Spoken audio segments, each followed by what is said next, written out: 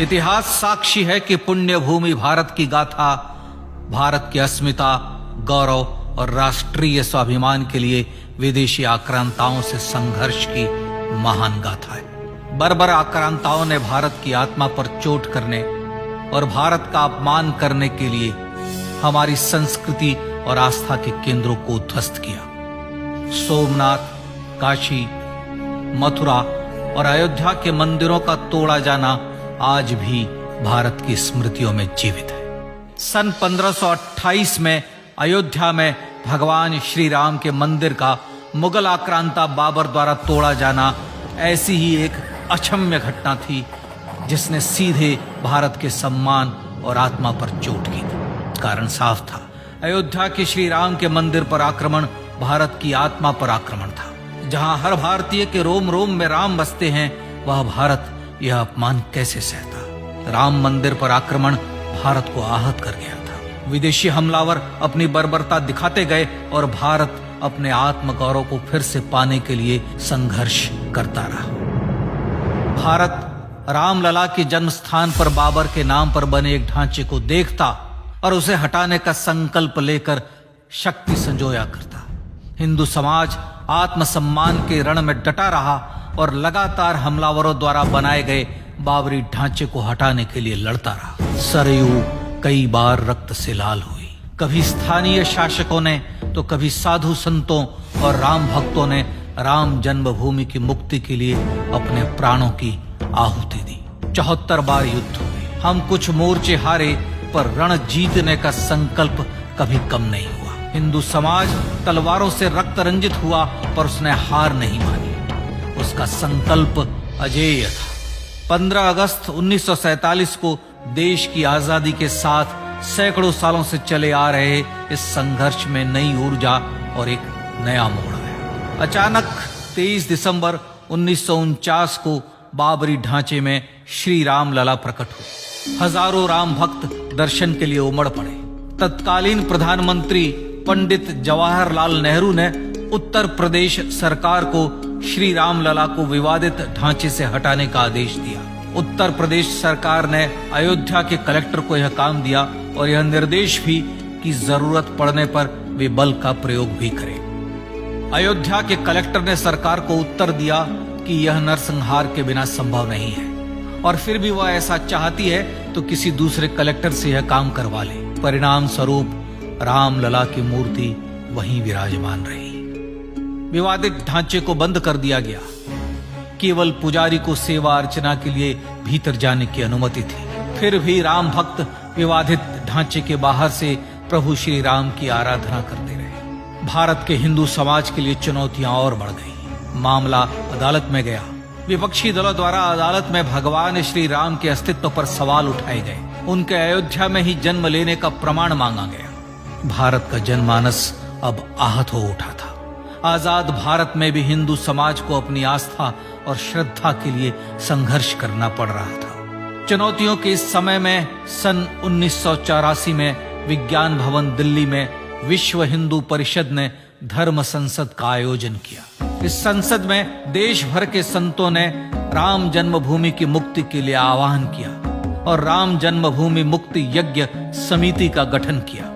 धर्म संसद ने राम जन्मभूमि की मुक्ति और वहां भगवान श्री राम के भव्य मंदिर बनाने के भारत के जनमानस के संकल्प को फिर से दोहराया। विश्व हिंदू परिषद के नेतृत्व में मंदिर निर्माण के लिए पूरे देश में अभूतपूर्व आंदोलन की शुरुआत हुई। श्री राम जन्मस्थली मुक्ति यज्ञ समिति के साथ देश भर में राम जानकी की रथ यात्राएं निकली। राम लीलाओं में राम कथा के माध्यम से भारत का आम जन फिर से जुटा। अब सबके मन में एक ही प्रण था, एक ही लक्ष्य था। अयोध्या में जन्मभूमि पर भगवान श्री राम के भव्य मंदिर का निर्माण। सन 1989 में विश्व हिंदू परिषद द्वारा गांव-गांव से रामशिला पूजन करके अयोध्या भेजी गई। 2,75,000 गांवों से रामशिलाएं अयोध्या पहुंची। भव्य राम मंदिर के शिलान्यास का निर्णय हुआ। पूज्य संत महात्माओं और हिंदू समाज के अन्य प्रमुख नेताओं के निर्णय के अनुसार अनुसूचित जाति के प्रमुख नेता श्री कामेश्वर चौपाल ने 9 नवंबर 1989 को मंदिर निर्माण का पहला पत्थर रखा। राम जन्मभूमि पर मंदिर निर्माण के लक्ष्य की पूर्ति के लिए सन 1990 में सोमनाथ से अयोध्या के लिए श्री लाल कृष्ण आडवाणी ने रथ यात्रा की शुरुआत की। देश में जन भावनाओं का ज्वार उमड़ने लगा। श्री लाल कृष्ण आडवाणी के रथ यात्रा के साथ साथ मंदिर के लिए जन समर्थन बढ़ने लगा और छद्म सेकुलरवाद बेनकाब होने लगा। इस जन आंदोलन को रोकने की तमाम कोशिशें हुई पर सब व्यर्थ हुई। विश्व हिंदू परिषद ने देशवासियों से अयोध्या में जन्मभूमि पर मंदिर निर्माण के लिए 30 अक्टूबर और 1 नवंबर 1990 को कार सेवा का आह्वान किया। परिणाम स्वरूप लाखों राम भक्त कार सेवा के लिए देश के कोने कोने से अयोध्या आए। इससे देश की एकात्मता का विराट दर्शन हुआ। कार सेवकों को रोकने के लिए उत्तर प्रदेश के तत्कालीन मुख्यमंत्री श्री मुलायम सिंह यादव ने अयोध्या में परिंदे को भी पर न मारने देने की घोषणा की। स्थितियां गंभीर हो गई। अयोध्या से 100 200 किलोमीटर दूर रेलगाड़ियां रोक दी गई। अयोध्या युद्ध भूमि बना दी गई। मार्ग बंद, रेल बंद, चप्पे चप्पे पर पुलिस। अयोध्या सैनिक छावनी में बदल गई। राम नाम पर ऐसी पाबंदी कि अर्थी ले जा रहे लोगों तक को रोका गया क्योंकि वे राम नाम सत्य कह रहे थे। लेकिन सैकड़ों किलोमीटर की यात्रा कर कार सेवक अयोध्या पहुंचने लगे। राम के गीत गाते, होठों पर हंसी और पांव में छाले लिए राम काज के लिए राम भक्त देश विदेश से अयोध्या पहुंच ही गए। कार सेवकों पर गोलियां चली। अनेक कार सेवक शहीद हुए। आजाद भारत में जन्मभूमि पर राम मंदिर के लिए कार सेवकों ने फिर एक बार अपना बलिदान दिया, पर कार सेवकों ने विवादित ढांचे पर भगवा ठहरा ही दिया और इस तरह कार सेवा सफल हुई।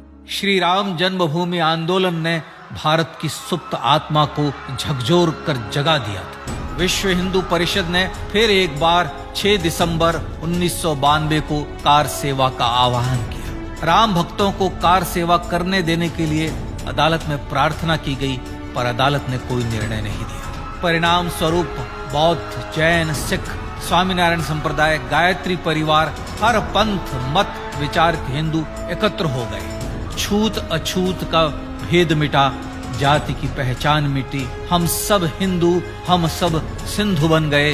राम सिंधु में ज्वार उठा और देखते ही देखते 6 दिसंबर 1992 को श्री राम जन्मभूमि से बाबरी ढांचा सदा के लिए हट गया।